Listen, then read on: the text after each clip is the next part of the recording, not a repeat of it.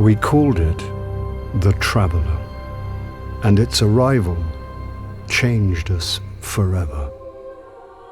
Great cities were built on Mars and Venus. Mercury became a garden world. Human lifespan tripled.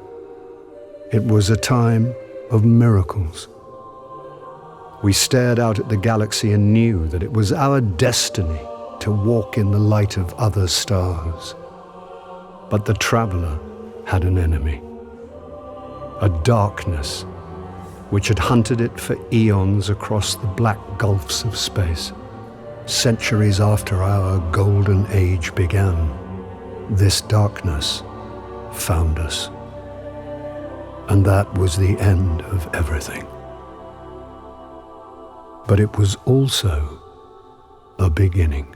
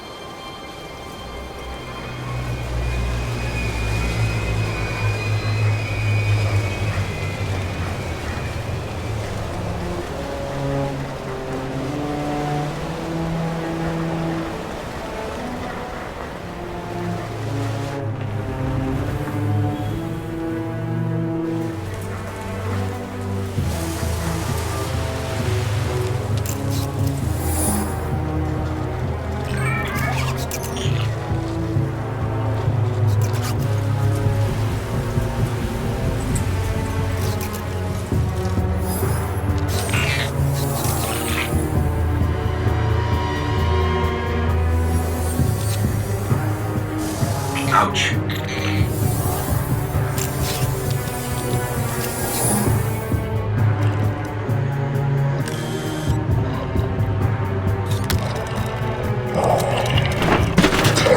I must live.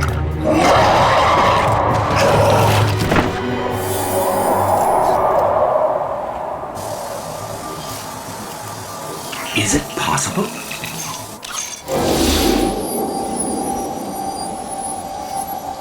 There you are.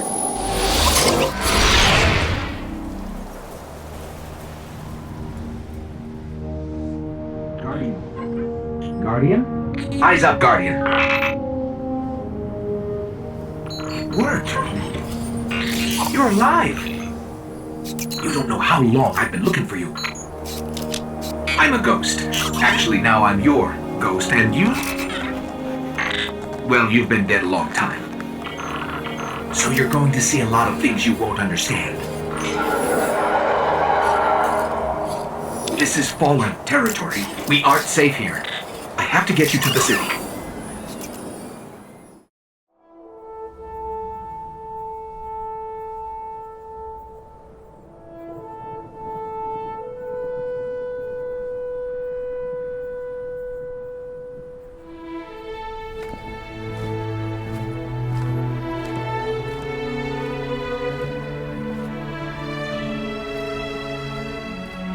There was a time when we were much more powerful. But that was long ago. Until it wakes and finds its voice, I am the one who speaks for the traveler. You must have no end of questions, Guardian. In its dying breath, the traveler created the ghosts to seek out those who can wield its light as a weapon. Guardians to protect us and do what the traveler itself no longer can. What happened to it? I could tell you of the great battle centuries ago. How the traveler was crippled. I could tell you of the power of the darkness, its ancient enemy. There are many tales told throughout the city to frighten children. Lately, those tales have stopped. Now, the children are frightened anyway. The darkness is coming back. We will not survive it this time. Its armies surround us. The Fallen are just the beginning. What can I do? You must push back the darkness. Guardians are fighting on Earth and beyond. Join them. Your ghost will guide you. I only hope he chose wisely.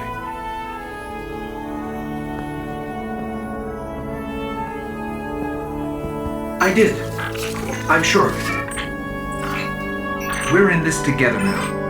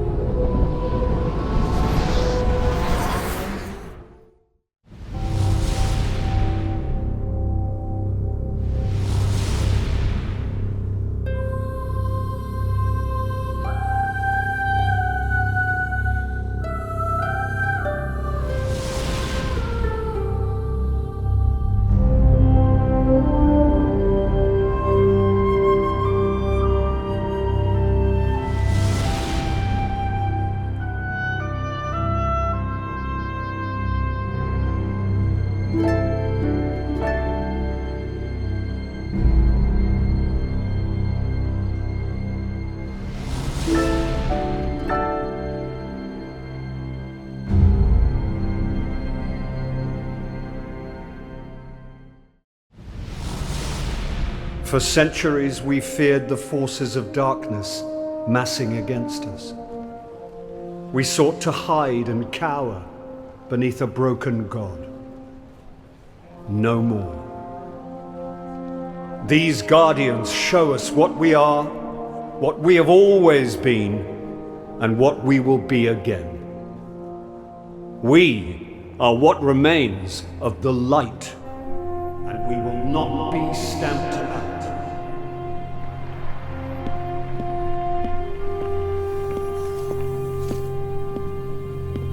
It's a day for pretty speeches and medals.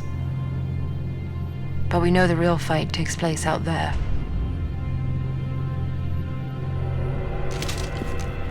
Take this.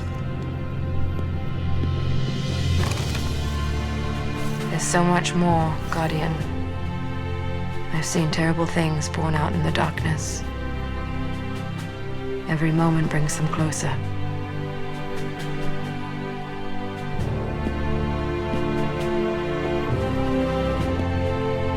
ends are beginnings. Our fight is far from over.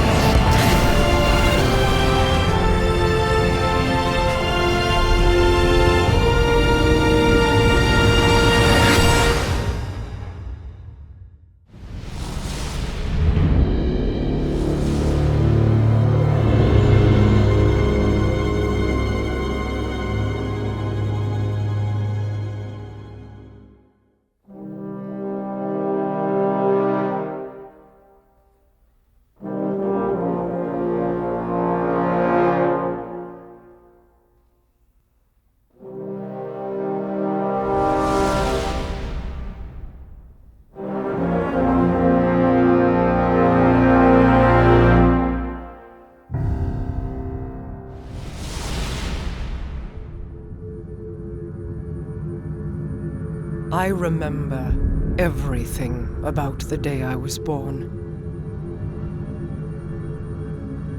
I still bear the scars.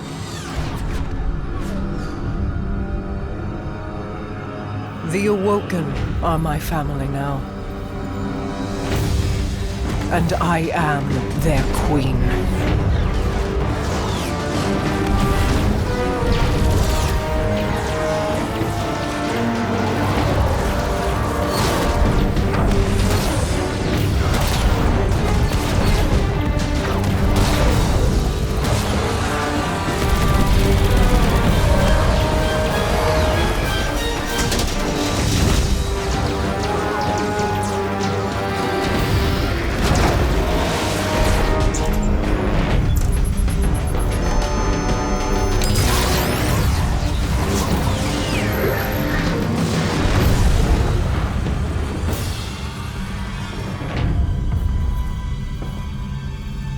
We fought to keep our beautiful creation safe. And now this beast has come, claiming to be king. Marasav bows to no one.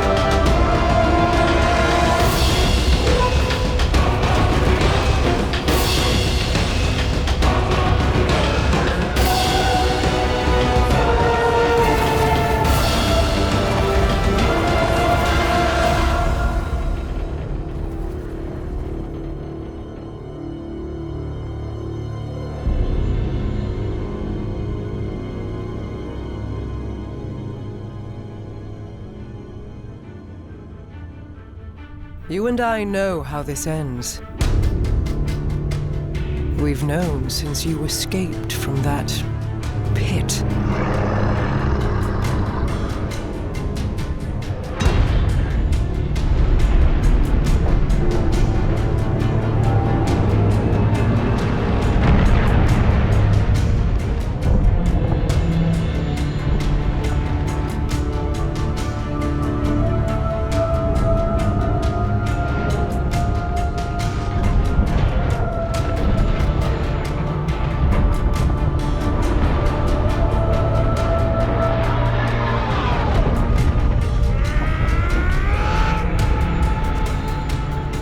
The Awoken have played their part.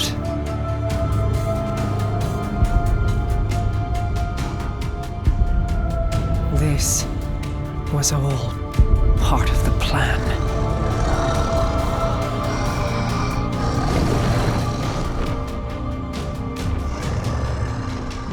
Guide them my hidden friend. It is all up to you now.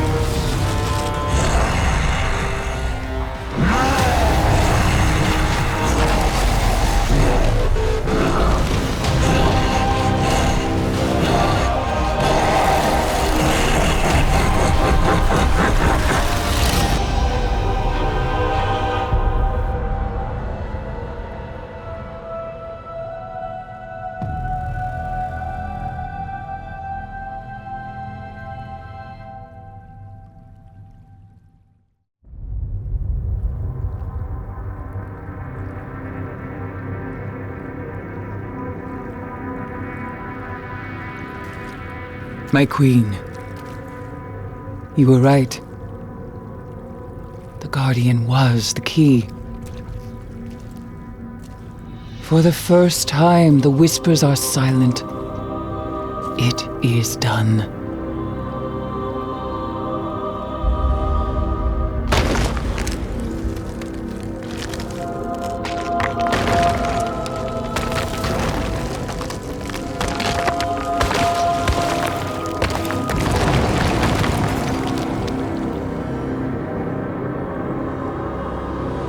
I have accepted my fate.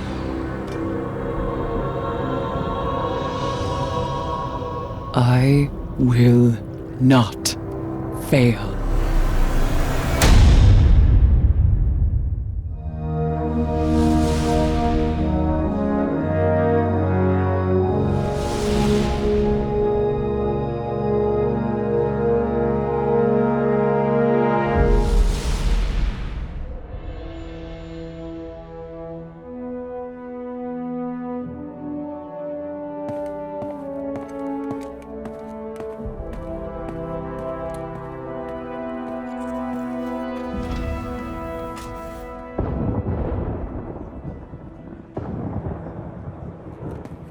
Ikora, if you tell me this is a practical joke, well, it kills me to say it, but I would be really impressed. Impressing you, Cade, is the easiest thing I'll do all day. Let's get serious, people. Zavala, this is my serious face. Can't you tell? Ikora, what have you got? Someone or something has sabotaged the Skyline defense systems. And comms have been spotty for the last few hours. Every sensor beyond the wall has gone dark. Maybe it's just the storm. Maybe it's...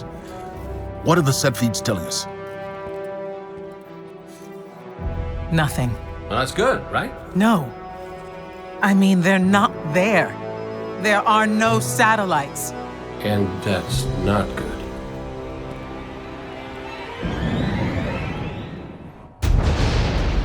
Battle stations!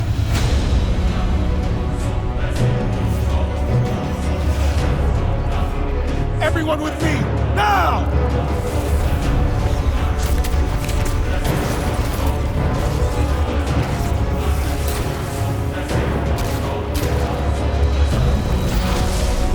Hang on!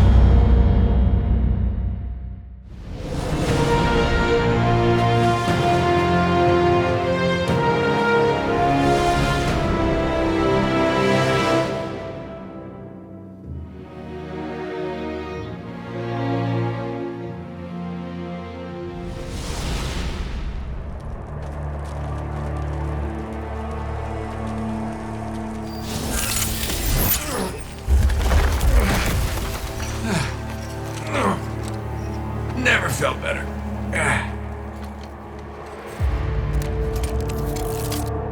You see that, Petra? Petra? Guardian? Must have knocked out the comm relays with that spectacular landing. And cue the ominous music. Okay, everybody. Back in your cages.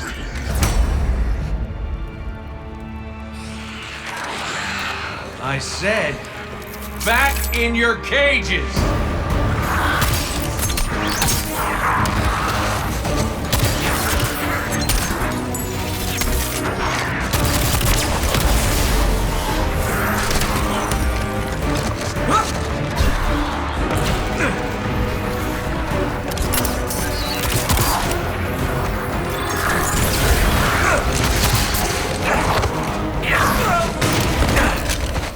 Yeah, that hurt.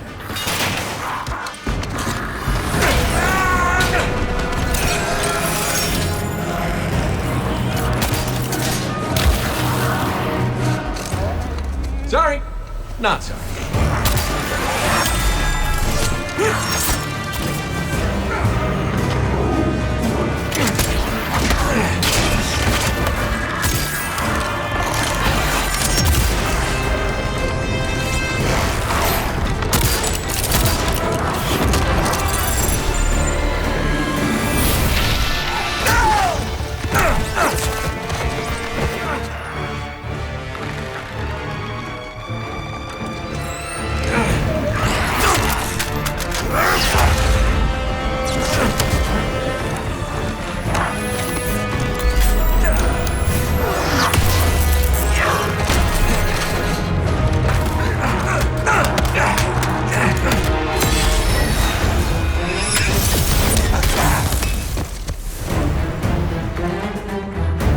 That's it.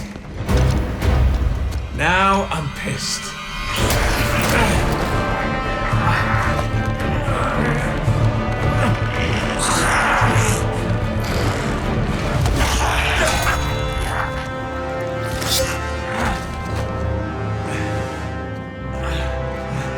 Oh, is that really all you got?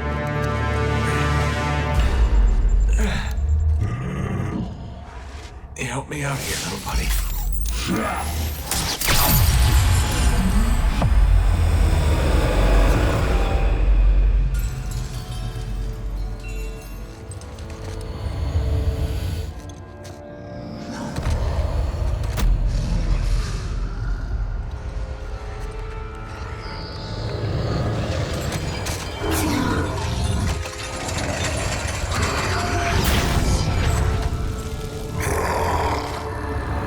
Coming home, Ace.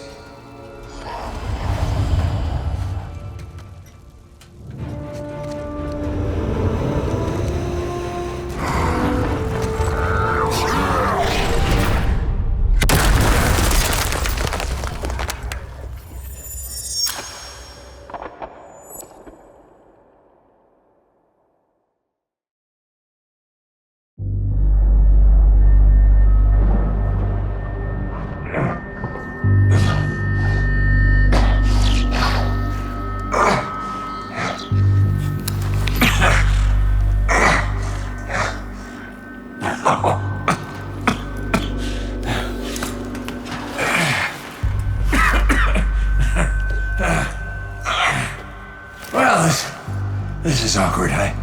You got a gun I can borrow? No. But I do have a bullet with your name on it.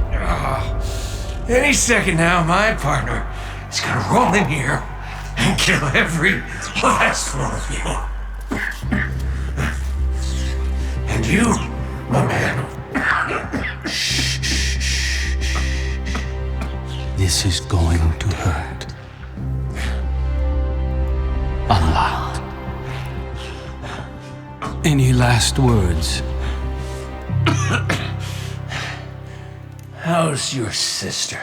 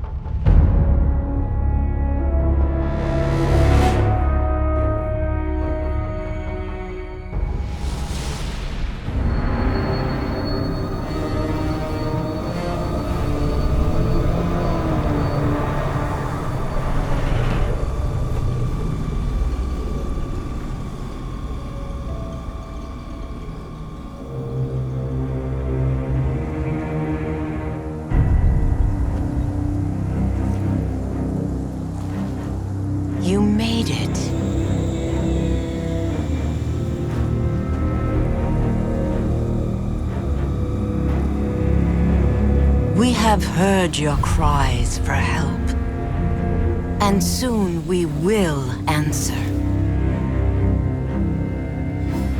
Who are you? Don't you recognize us? We are not your friend. We are not your enemy. We are your salvation.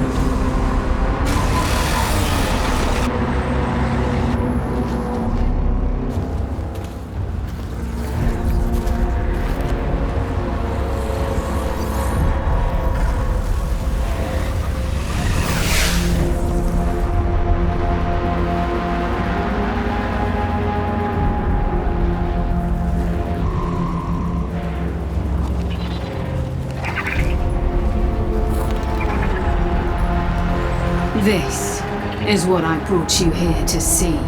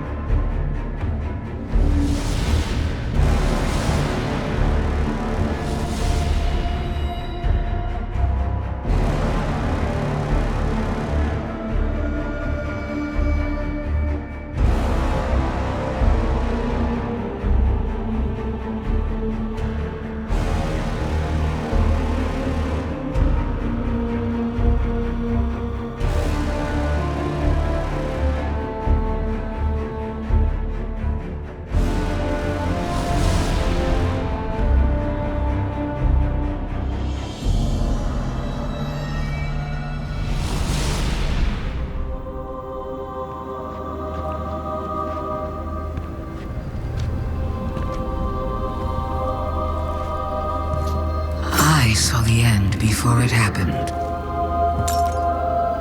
My own death, brought on by the separation from my power. And in these final moments, I looked to the sky. Hello, old friend. I've chased you for a long time. First as an enemy, then as a collector, and finally, now, a supplicant. What is it the Guardians say? Devotion inspires bravery. Bravery inspires sacrifice. And sacrifice...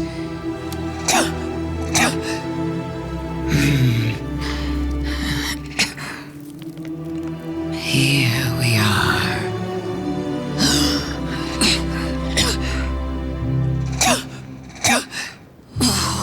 Wouldn't it be clever of you if after everything, you simply let me die? What a trick. Elegant.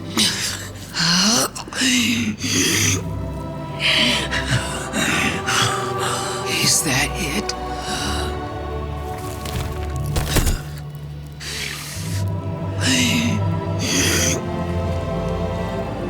If there is an answer, I don't hear it. Because now the world begins to fade.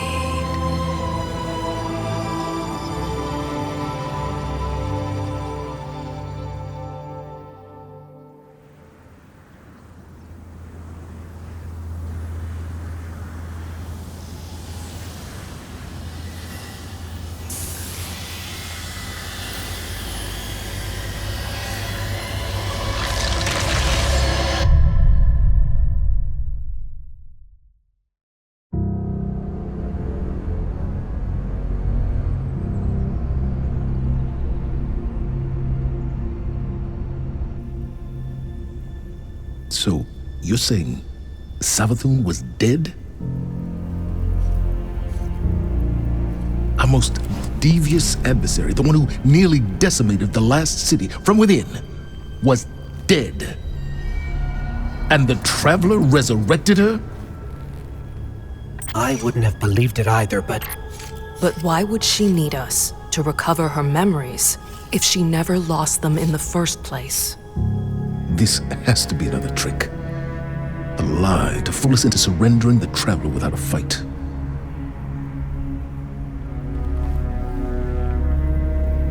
This has been the Traveler's approach from the beginning.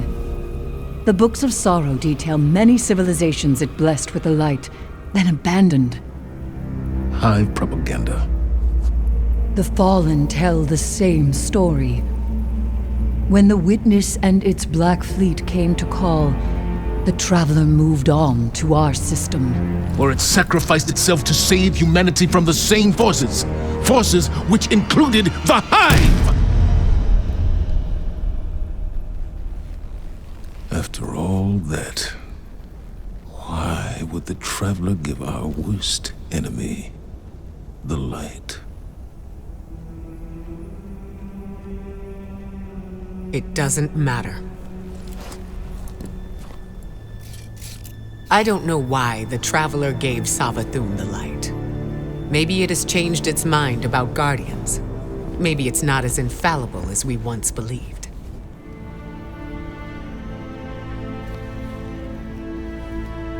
I don't know, and it doesn't matter. Because I'm here to protect humanity. And if Savathun takes the Traveler, we lose our light, along with any hope for surviving the Witness's return. So, whatever it takes to stop this heist, we will do. All right. How do we stop this?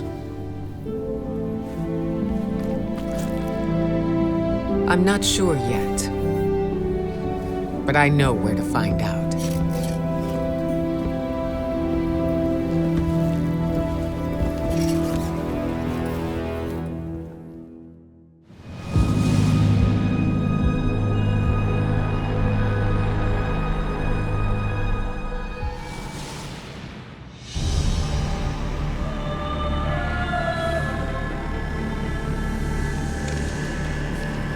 Isn't this interesting? I miscalculated. So did you, Guardian. So protective of your traveler that you wouldn't let me keep it safe. But the witness is coming. The game is yours to play now. Yours to win or lose.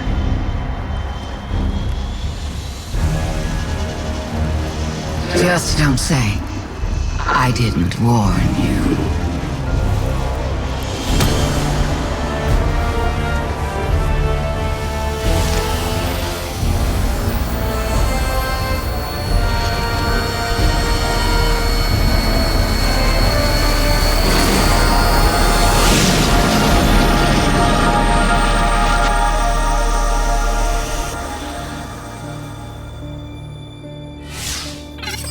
No. Where did her ghost go? Guardian, I just got the message. The Traveler is back in the last city. Is it done? Is Savathun? She's dead. But her ghost got away. Good enough. Hold your position. The Hidden are coming to secure the remains. Good work, Guardian. You did the right thing. Now what? Now, we prepare for the witness and stop the next collapse.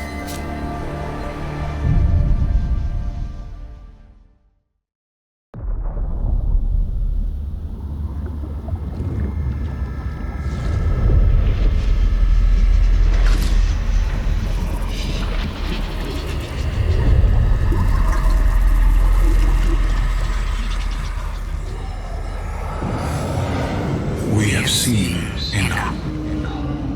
The children of soul cry out for salvation. You promise them life, but deliver only death, as you have for so many before. Enough.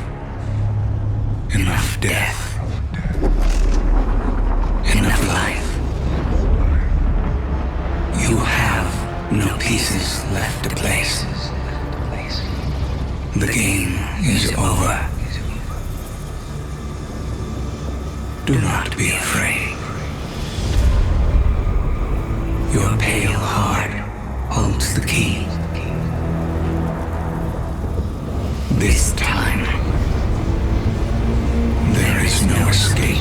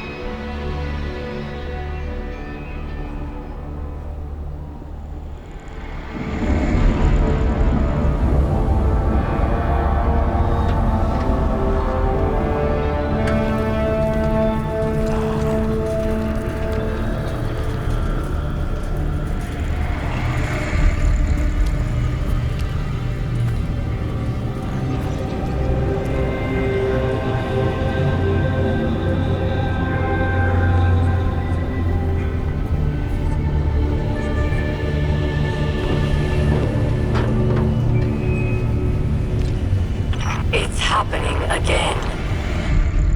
The whirlwind. Eros. Don't worry. The great machine will never abandon anyone again.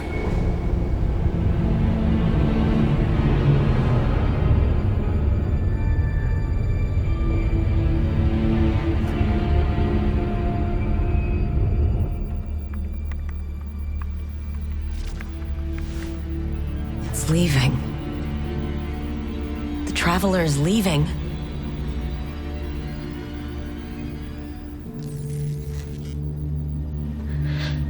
The war stats.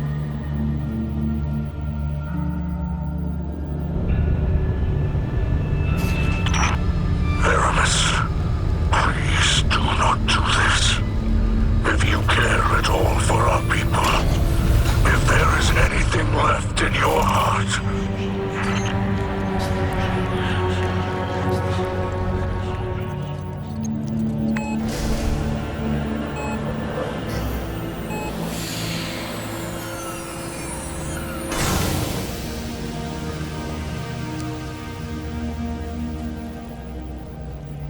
Make it know your pain.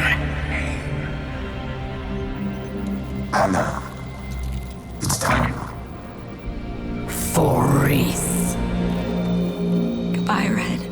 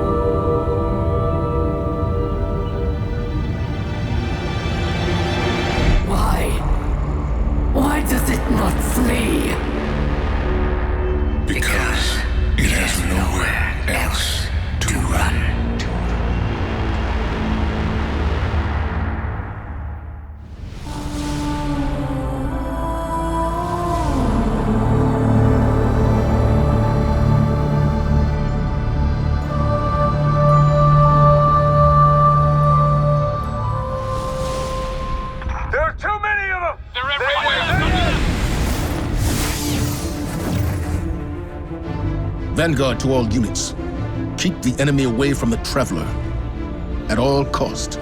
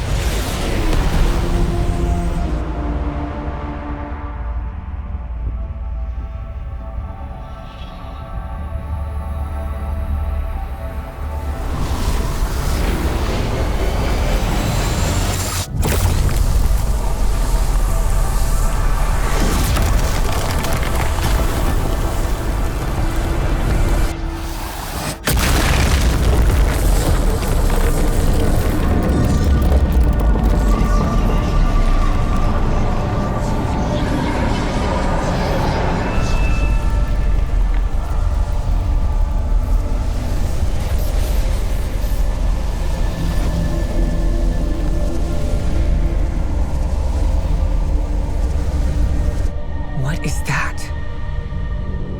The Witness. Whatever that thing is, we gotta take it down.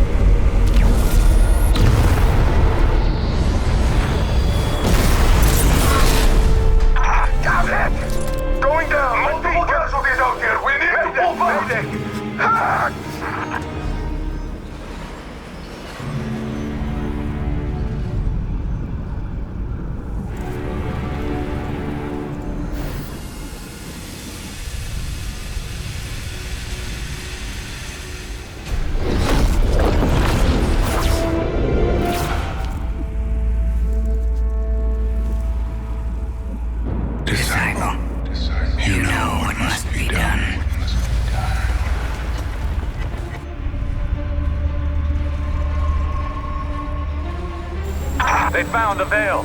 We're in no position to engage the enemy. We don't have a choice. We're out of time. Osiris.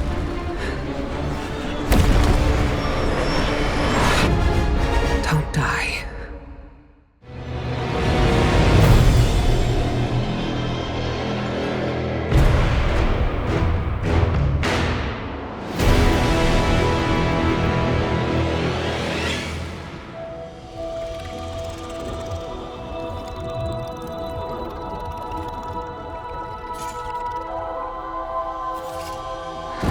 No more running away. Rest now.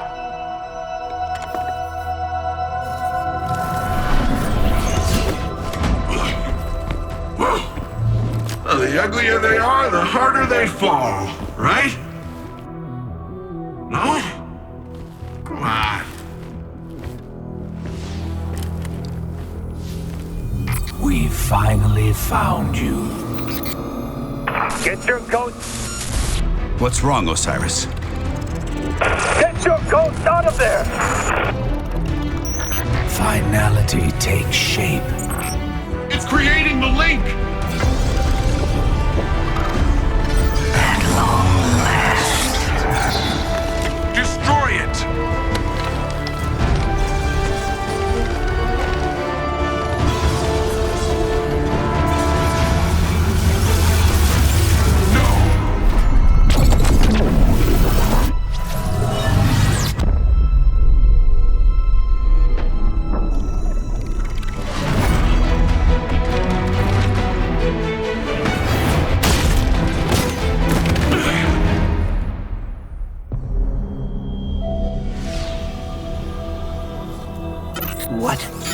What just happened? We just lost.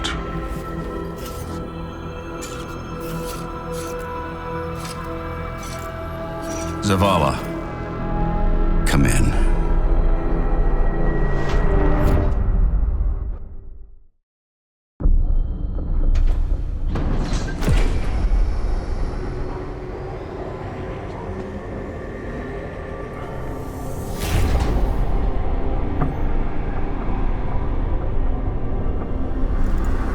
The universe makes us all victim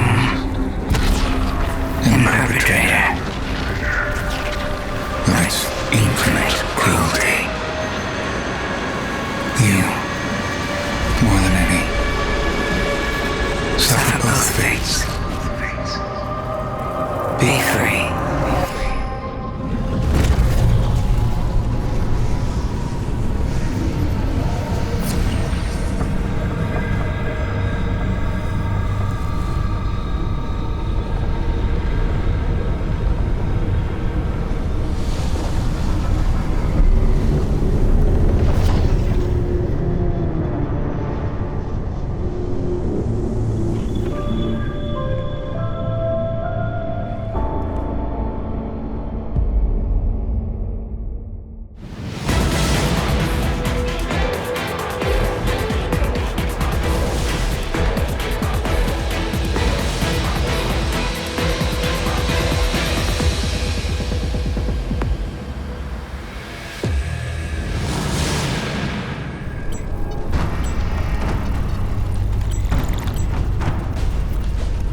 The witness has moved beyond our reach.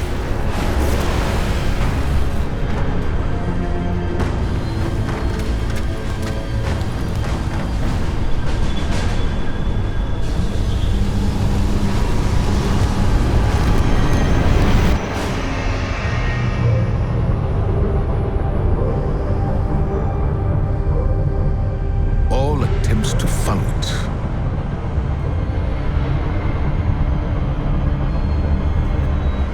have failed.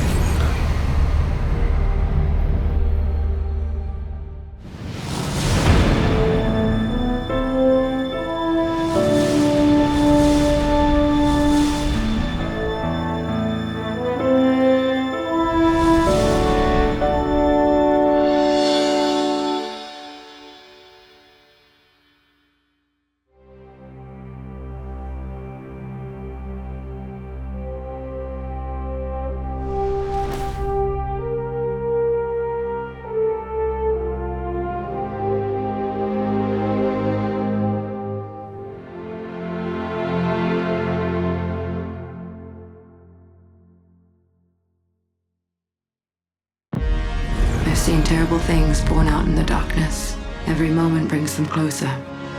Oh my gosh, where are we? The music. Ready? Chad, are you ready? Oh, your Dios! All ends and beginnings.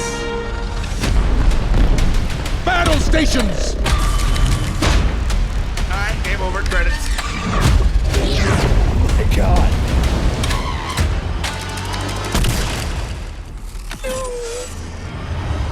Holy crap. About time we go to the moon. Was that a darkest ship behind Okora? So happy Eris is back. We are your Salvation. Wait. The line between light and dark is so very thin. Let's cross it together. Holy crap! This got me feeling things. Hello, old friend. Let's go! 俺はマジで鳥肌立ちました。 Go, go, go! Oh my God, dude. Alright, put the popcorn down, y'all. I'm afraid. What? Traveler just did a Death Star! Yo! Oh my God! What is he doing? No way! Oh my God, was?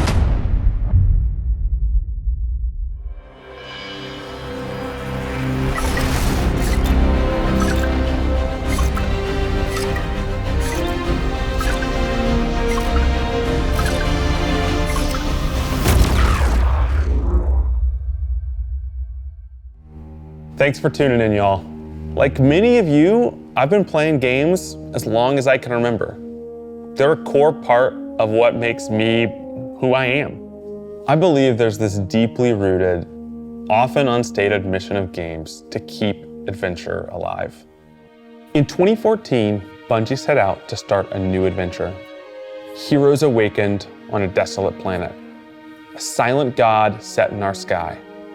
And it wouldn't be long before an ancient enemy, shrouded in darkness, showed up at humanity's door to destroy us. Over the years, our heroes would shape a story far greater than anything we could have imagined. Players would explore deep into the depths of Venus, hunting a machine god that controlled time itself. They'd invent ways to combine their mythic weaponry and their paracausal abilities to stand alone against monsters that took others an entire elite squad. They'd race alongside their friends far into the early morning into halls of an ancient city where only a select few emerged victorious at dawn, clutching the heart of a dragon. But most importantly, they'd bring their friends and their family into this world and together meet new faces on this adventure who would become lifelong companions. Now, together, we approach the final shape. We're about to embark on the last expedition of Destiny's first saga. So let's be clear about the stakes. In the final shape, you will go inside the Traveler. The journey will be difficult. And what awaits you on the other side of this trek is nothing less than the deadliest entity we have ever faced. There will be no open betas. There aren't going to be any guides on the internet telling you how to handle what's to come. Whether you've been with us from the beginning, joined us somewhere along the road, or are looking at Destiny for the first time, anybody who shows up on launch day is going to be greeted with this same uncharted world, a vacuum-sealed experience begging for you to be the first person to peel it open. So today is your invitation to go forth and adventure.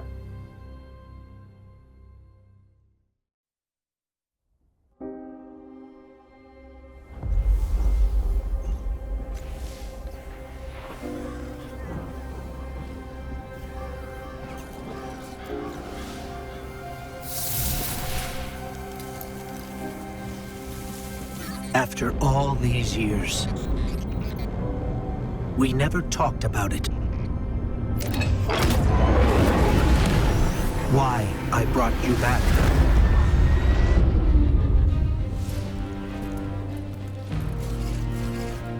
Why you were chosen.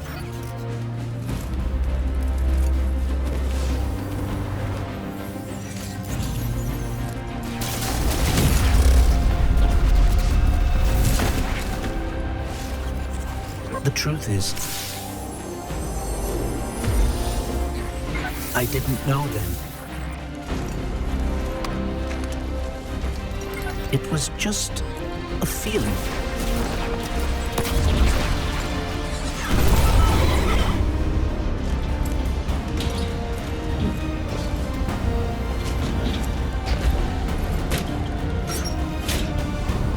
I know now.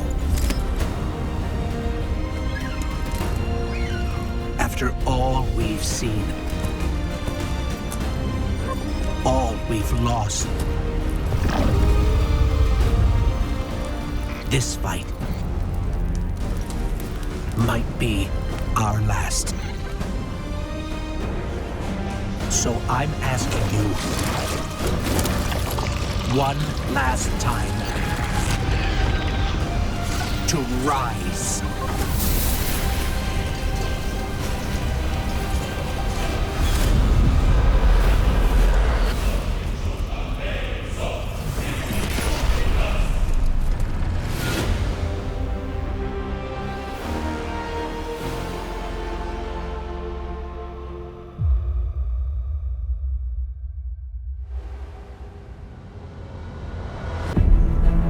This is a momentous time in Destiny history.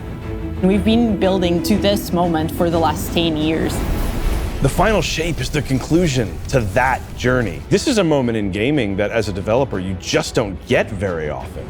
Guardians and allies are fighting the biggest threat that the universe has ever seen in this big culmination of the Light and Darkness saga. When we were thinking of what the final shape could be, it had to be a lot of different things. It needs to pay off this epic confrontation with the Witness that we've been setting up for years.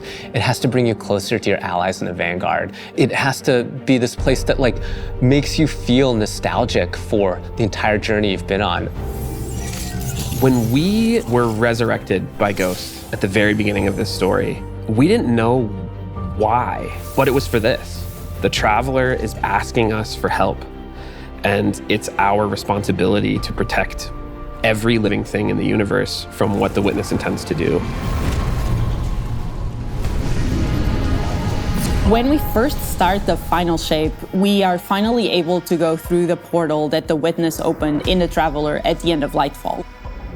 Inside is the pale heart of the Traveler. That is the stage for our showdown with the Witness. The Witness has the darkness. It has always had a connection to it. The pale heart of the Traveler is what it's trying to use to gain connection to the light. So with both, it can enact its final shape. The Witness looks around and sees a lack of purpose, no meaning. It wants to fix all that. So it's trying to put the universe into this frozen perfection where everything's just exactly how it thinks it's supposed to be. That is the final shape. If we're going to defeat the Witness, it's going to take everyone. Failure is not an option. We're going to need the Vanguard, all of our allies, and all the Guardians to rally together and be brave in the face of oblivion. In the final shape, we're going to answer questions at the grandest scale. But what I find really interesting is that it's also a very personal journey, where we deepen our relationships with these characters that we've known for so long. Zavala, Ikora, our Ghost, get to reconnect with Cade 6. So, while there's this great conflict and everything going on around us and stakes of just unimaginable heights, it's still at the end a story told around campfires by a bunch of companions who have been fighting together for hundreds of years.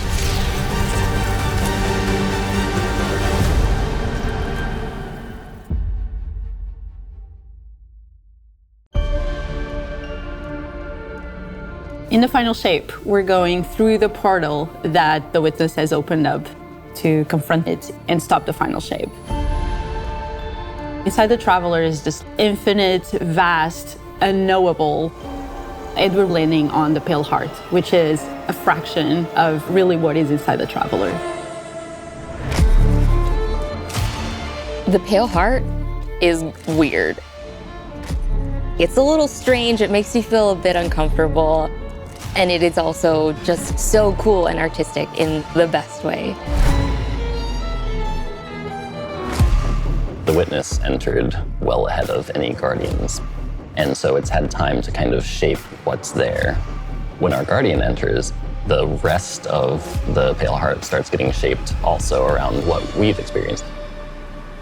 This is the Traveler recreating the world in front of you as it saw on your journey.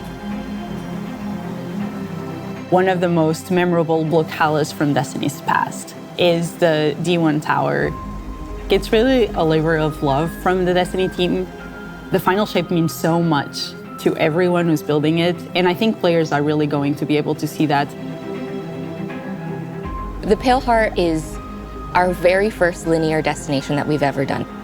I would love it if players felt that they began their journey in a place of safety and feel it escalate in danger, in surrealness, because there is this beautiful evolution of the space. They see things that are more and more wrong as they begin to go towards the Witness's monolith. It's kind of this omnipresent, foreboding thing off in the distance. The weirdest things happen as you get closer to the monolith in the form of reshaping. Kind of like deconstructing things and putting them back together just wrong. The sense of scale you get out there, like as you're exploring these spaces and you're jumping on these reshaped cuboids of Earth, you feel tiny as a Guardian. You feel alone. You feel like you are not the force to be reckoned with that you have been. You're not the God Slayer right now. You're just this little person jumping from these massive pieces to massive pieces. One of the things that we really tried to also capture is that the Witness keeps throwing everything it has at you. And so you're going to fight these new enemies, the Subjugators. Subjugators are the new unit you're going to be facing in the final shape.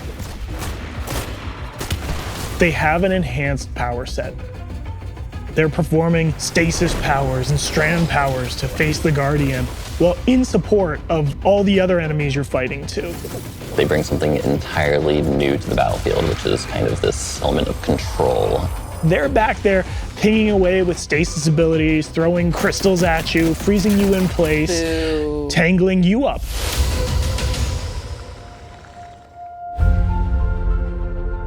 We're focusing you on the campaign and only the campaign.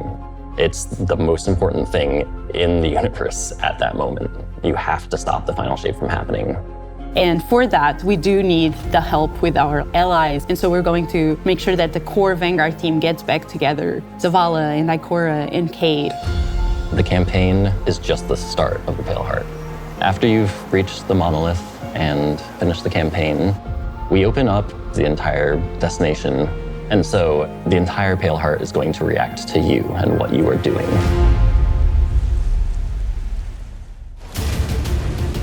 The campaign in the final shape doesn't really end with the final mission. The raids are where you defeat like the big bosses. So it's only natural that when you are going to confront the Witness, you're going to do that in the raid. But that might not be enough. This is a moment where we need to rally all Guardians to be able to overcome the final shape and the Witness.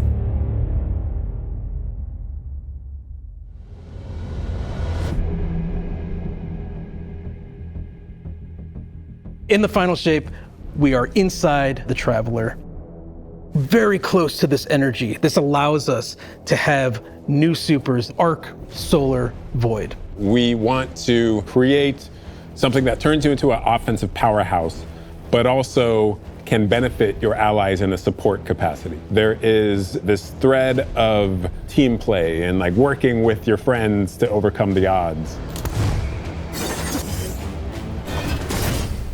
The Warlock Super is this ultimate expression of solar energy coursing through your Guardian. This Solar Warlock Super is a callback to Radiance from D1. Other than Golden Gun, this is the only other first-person super in Destiny right now. Your melee's like all of these projectiles going off, doubling the amount of projectiles. Your grenade almost being sentient as it searches around, and then it hits a character and bounces off and goes to another one. And you're so overflowing with this energy that you are also giving it to your allies, allowing them to have their solar weapons supercharged, applying Scorch when they're shooting. The new Solar Warlock aspect, when I cast my Rift, it is going to create this little solar soul that when it sees an enemy, it launches part of itself out and hits the enemy and explodes and scorches them. It just feels very alive. Twilight Arsenal. It's a layered super. This is the only ranged one-off offensive super for Titans in the game. The Titan jumps up into the air, summons this giant void axe, throws it, summons another one, throws it, summons another one, looks at a different group of enemies, throws it. And when these axes fly through the air, they stick into the ground or an enemy, do their void gravity thing where they suck a bunch of energy and enemies in and then explode. But that doesn't destroy the axe. The axe sticks around and you and your allies can go and pick up that axe and start wailing on enemies with it. This super is insane to me. The Void Titan aspect, I press and hold my grenade button to consume my grenade and turn it into the shield. The more damage it takes, the more it charges up, and then I can release that and it creates this blast that deals massive damage. The Hunter Arc Super. Arc is all about finding the shortest distance between 2 points. The Hunter kind of rears back, takes this knife and throws it across the world, and then is able to blink to its position, do the slash that just decimates anyone nearby. One really great thing about that is not just you do it once, but you're able to do it 3 times, along with devastating attacks each time you do it. The Hunter has an aspect. We take our staff, we twirl it in the air, which propels us upward. It creates this burst, which amplifies you and any allies near you. It almost makes it feel like you're playing a fighting game, right? Like these combos that you're chaining together to do these different moves. It like takes that sandbox to the next level. The more aspects we have, the more capable we are to do that. It feels like you're like riding the lightning, you know? Like that instantaneous, like... That was good, but I think it's more like... You know? I like it, I like it.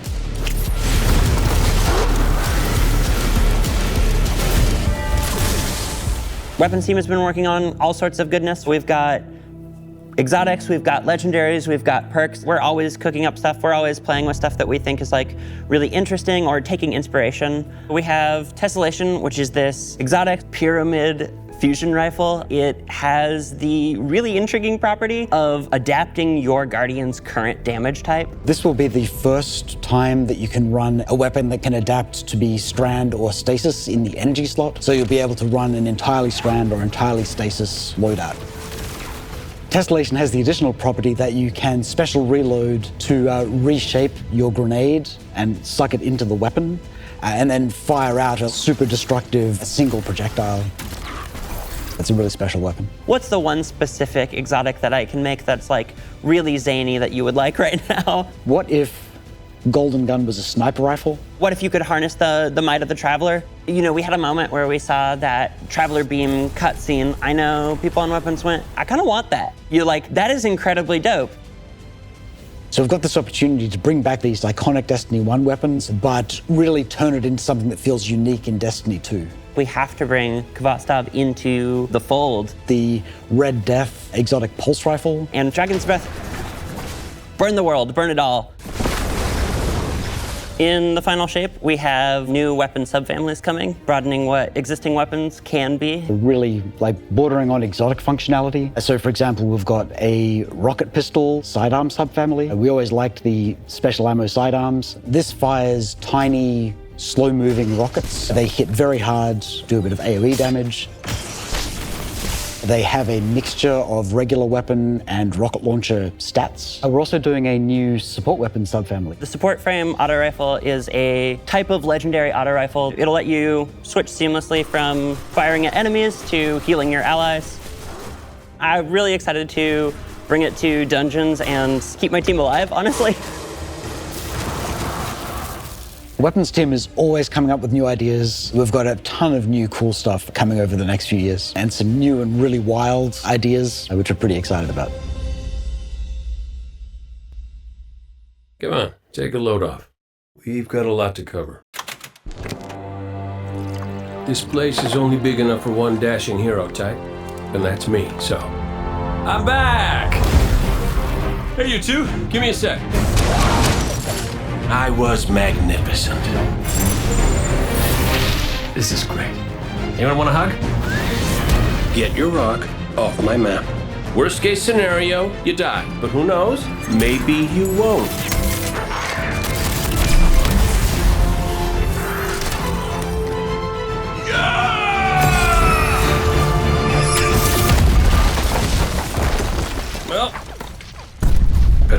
to it.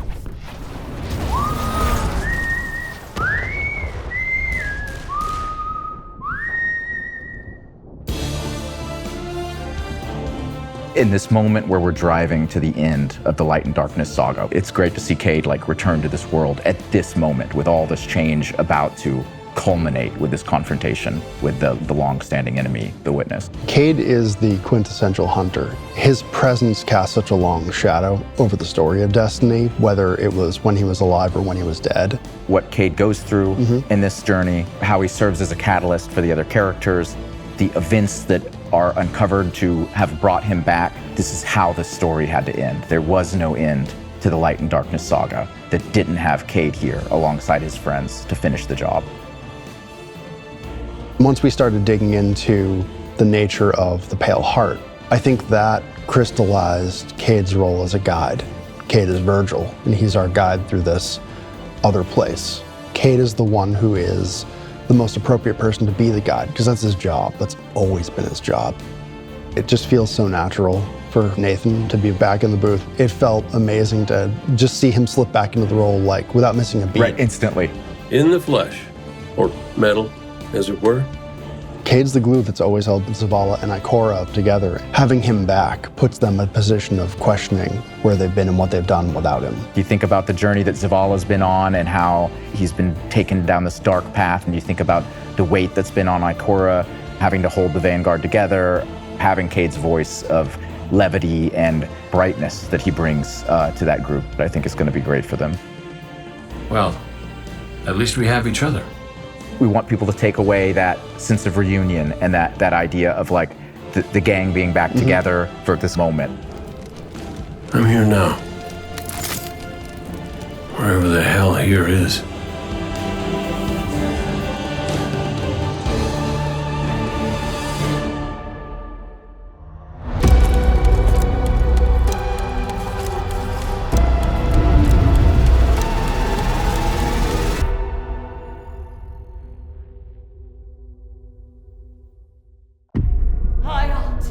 Guardian, the Witness poses a dire threat. And the Witch Queen holds the answers we seek. But only if we contend with her sister, Xivu Araf. It rests with me. Will you come back from this? Do not be afraid.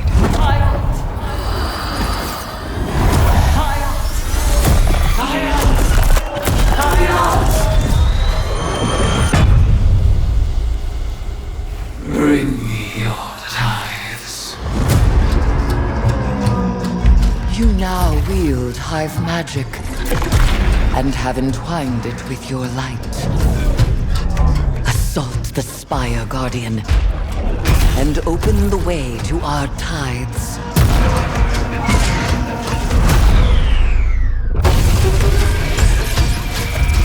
Let them know fear. The deck of whispers, and they do whisper. Fight in my name, Guardian. Every opponent you defeat strengthens me.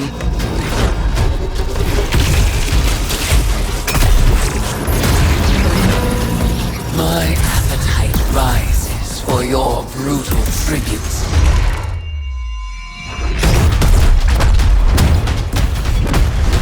Let us show her what it is to be Hive.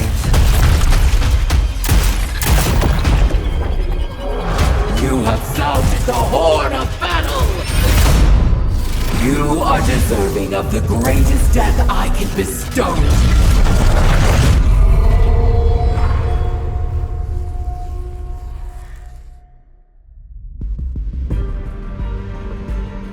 Season of the Witch is our opportunity as players. We've been annihilating and breaking Hive spells, and now we finally get to cast them. At the end of Season of the Deep, we learn that Savathun has the key to getting into the portal that we need to go into. That means we have to go find Imaru, her ghost. Imaru's like, not so fast. We've got a bigger problem first, and that bigger problem's name is Xivu Araf. If we fight her, she only gets stronger. Eris has an idea. It's a really good It's idea. a wild ass idea, yeah. She determines like, well, the best way to fight fire is with fire. We are channeling all of that energy that we're creating by going through, by eliminating enemies, and we're tithing to our friend Eris. Bring me your tithes. What does that mean for the characters and the player to kind of like be like Savathun? And that's where we went down the path of having Hive Eris. We wanted to extend that magical fantasy into the player then. That ability to have overwhelming magical power, that risk and reward into all of our activities and systems experiences. And so that's what led us to come up with things like Deck of Whispers. It's this magical deck of cards that creates amazing synergies with your buildcraft meta and with buffs and the activities.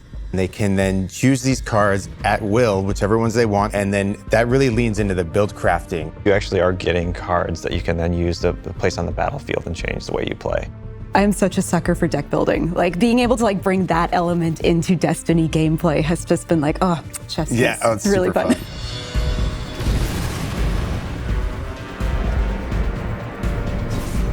So we've got 2 brand new seasonal activities coming with Season of the Witch. We've got Altars of Summoning and Savathun's Spire. Savathun's Spire is our new 3-player offensive. You're doing a lot more with the Lucent Hive magic, but it's got a high amount of combatant density. It's got additional random encounters that you can come across. The Witch's Spire itself, Savathun's Spire, was like her reliquary for all these different magical experiments as she was learning the light. You're there in order to learn as much as you can in order to become a master spellcaster, right? To become like Savathun. The Altar of Summonings activity is really exciting because you can spend like 20 minutes in it or you can spend 2 hours in it. It's a 3-player experience that you can hop in and hop out of. As you're going through this activity, you're filling the tithing bucket. As that tithing bucket is filled up, you'll get progressively more rewards. And then finally at the end, it'll cash out and you'll get a whole mess of rewards. We really wanted to make sure that there was a home for any exotic mission content coming in seasons after the year has passed. And so we developed what we're calling the Exotic Mission Rotator. Right away, we're getting Presage, Vox Obscura, and Operation Seraph Shield. This is some of the most fun content the team has making. It's some of the content the fans and players of Destiny love the most. The most exciting thing, outside of just the missions themselves, is that every time we put a mission inside of that rotator, the exotic that comes alongside of it will become craftable.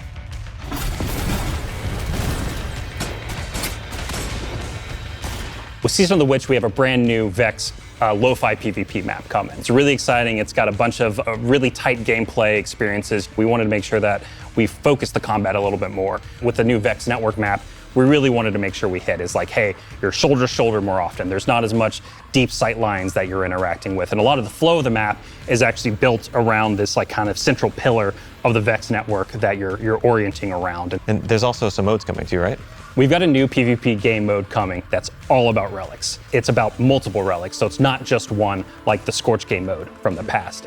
So we've got the shield coming from Vault of Glass, we've got the spear back from Season of the Risen. And we've got the scythe from Season of the Haunted. Yeah, so you're gonna be reaping Guardians with that thing. It's a lot more tactical gameplay. It's all about running around the map, claiming these relic dispensers, and then grabbing them in order to push for victory. I will take what I need. The words in my throat are the weapon in my fist. We were feeling pretty hivey this season, obviously. There's something in the air. And so when thinking about like, what's a good raid reprisal that would really suit this very hivey season, there's only one answer.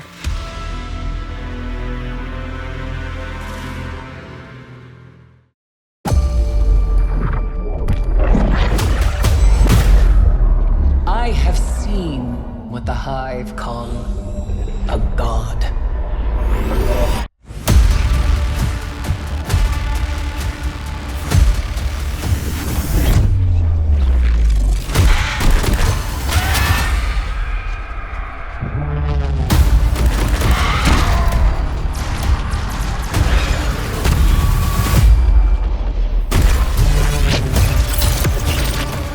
Only a true weapon of the light can stop his wrath.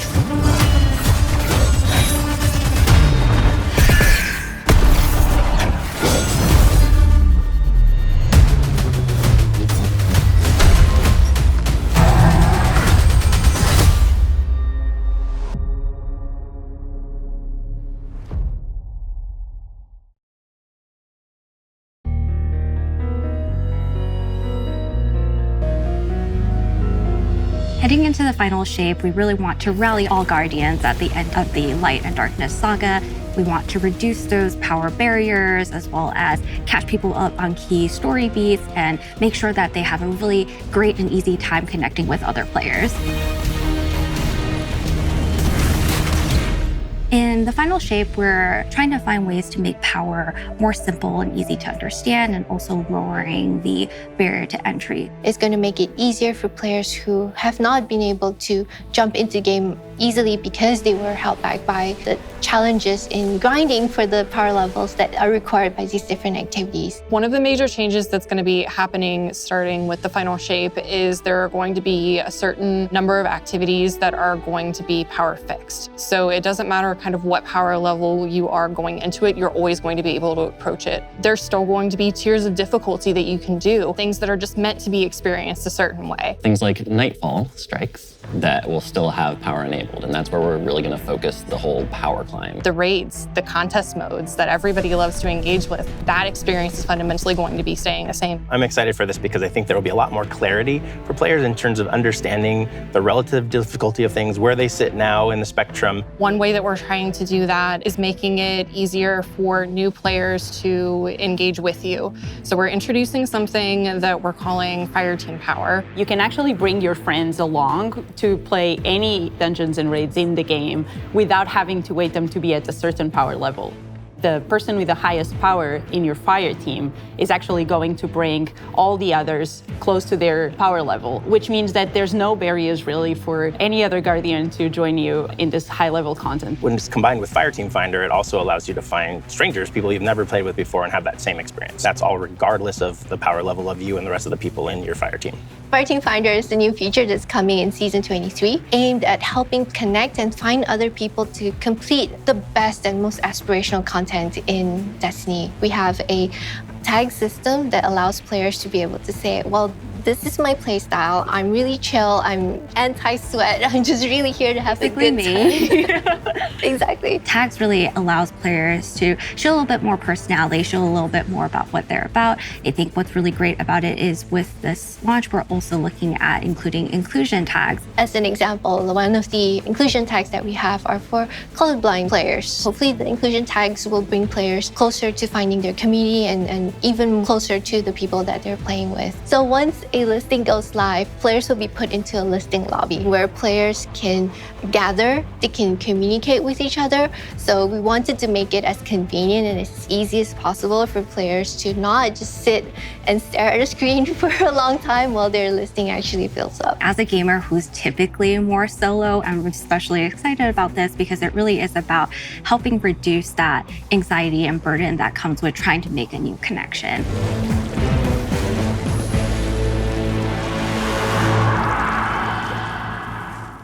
The feature coming out today that I'm incredibly excited about is Timeline Reflections.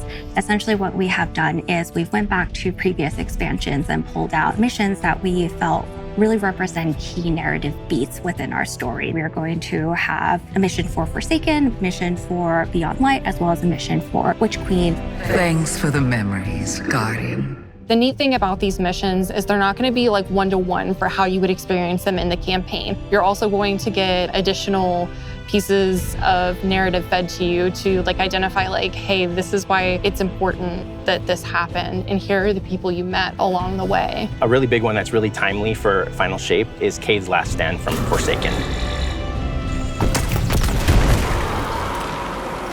This is a moment that a lot of players, new and old, are going to come back to Destiny. I think this is just the right time to introduce features that are going to allow those players to jump right in and find people to play with and enjoy this content regardless of their power level.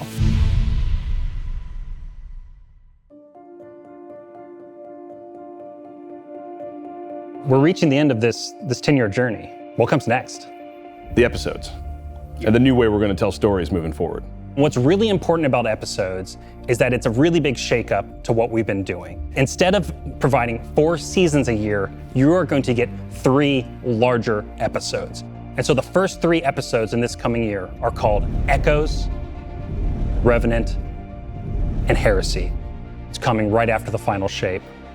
And the theme for the year is going to be all about the consequences and aftermath of the final shape. I think what's really the cornerstone of the episode model that we're building is the 3-act structure. The acts act as these anchors for us to introduce new weapons, new artifact mods, new activities. There's going to be new missions coming around the core. There'll be new story moments in every single one of these acts. We're actually providing more cinematic styled experiences throughout the final shape year and the episodes with it than any of the seasons we've ever developed before. These new stories are actually playable as standalone. Like each episode is something you can experience whether you've been playing Destiny for 10 years or this is your first one. You're going to be able to basically enjoy them in any order you want to. I think the opportunity with this big epic moment is that we get to innovate the game. We get to move the game forward. It's all about change frequently. It's all about deeper story moments. It's all about more weapons, more loot, more often. And it really provides the team with a platform to go much deeper into the themes and fantasies and story of any individual episode as compared to the seasons you know of today. I'm so excited to see what the narrative team can do with this kind of new platform of storytelling. Episodes provides this awesome foundation for the future of Destiny. We're moving into the next stage of Destiny 2. I think some people look at the final shape and they think Destiny 2 is coming to the end. And in many ways, it's the opposite. We're leaning in. We're putting the pedal to the metal. Episodes provide us a new, innovative way for players to engage with Destiny 2 throughout the year.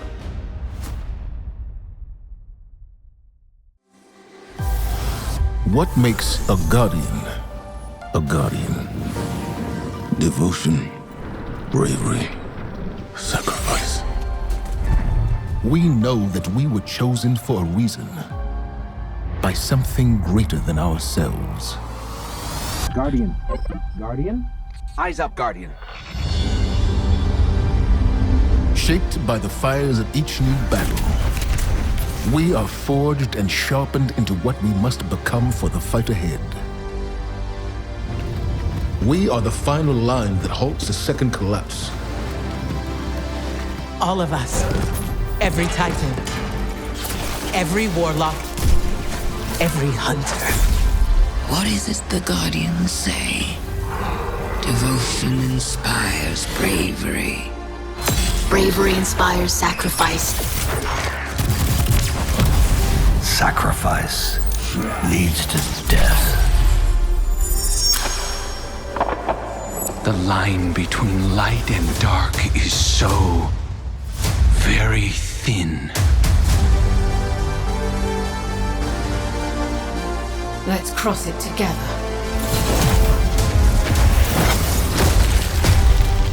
There are things out in the dark that only the dark can overcome. Trust me. You've heard the stories of the Traveler's sacrifice, of darkness descending upon humanity.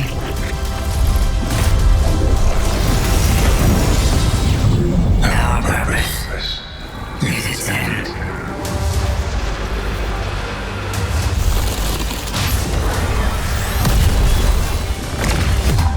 This time, there is no escape.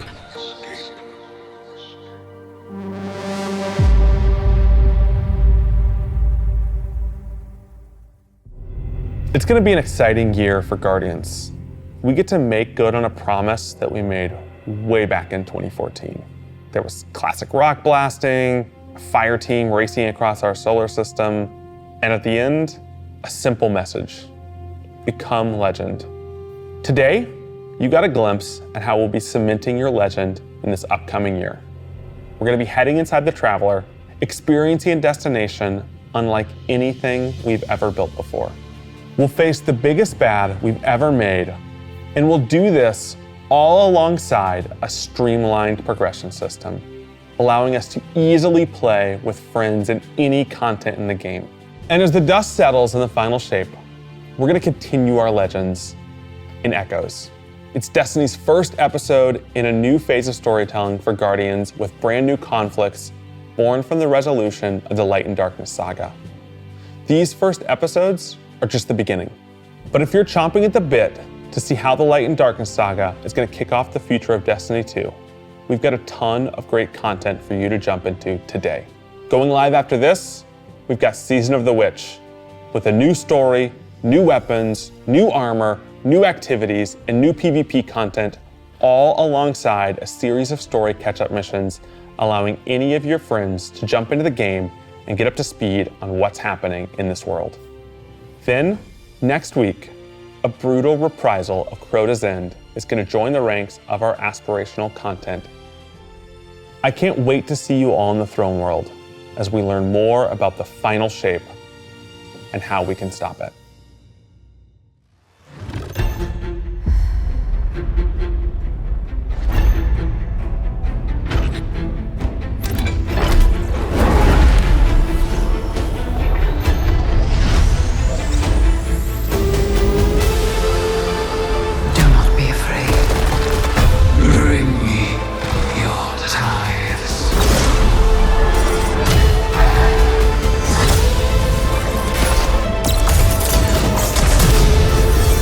All these years, all we've lost.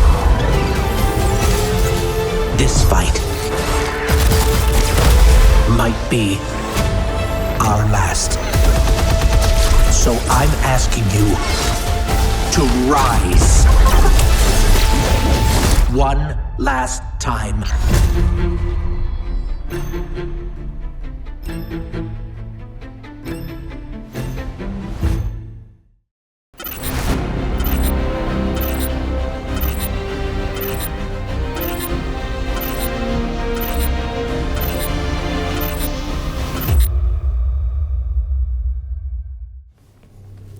When we create a collector's edition, we try and recreate items from the universe for players to enjoy outside of the game. So this year we're doing a Destiny 1 tower. We really tried to work hard at thinking about 10 years of Destiny and how best to encapsulate that experience. Even as the game dev who've worked on it since day one, like I think having it be the tower is super exciting for us because it's going to kind of catalog your journey of a player from when you first started playing Destiny all the way to now.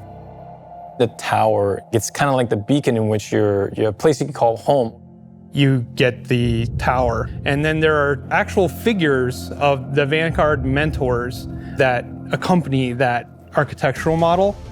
And there's a lot of like hidden messages and hidden things. There's gonna be some fun surprises. We're always trying to push the envelope.